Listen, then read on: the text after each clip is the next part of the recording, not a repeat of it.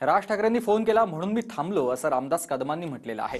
वैभव खेडेकर, परब, संजय कदम अनेकदा एकत्र दिसलेत। माझ्या मुळावर जर उठला तर मी कोणालाही सोडणार नाही, मी कोणाला सोडणार आहे का असं रामदास कदमांनी सवाल केलाय। तर राज ठाकरेंनी रामदास कदमांना फोन लावला आणि वाद मिटवू सांगितलंय असं अविनाश जाधव यांनी म्हटलेलं आहे। राज ठाकरे रामदास कदम आणि खेडेकरांमधील वाद मिटवतील असं अविनाश जाधवांचं म्हणणं आहे। फक्त राजसाहेब ठाकरेंनी मला फोन केला, रामदासजी थांबवा आता बस झालं, आपलाच आहे तो, म्हणून मी थांबवलं। कुठला ते क्लिप काढणं, मग ते पत्रकार परिषदेमध्ये घेऊन दाखवणं, मग ते अनिल परबला सोबत घेणं।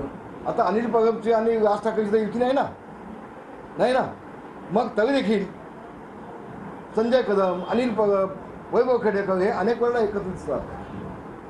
उद्देश फक्त एवढाच की रामदास कदमांनी त्यांच्या मुलाला खेडमधून संपवलं। माझ्या मुळावर जर उठला असेल तर तुला मी सोडेन का?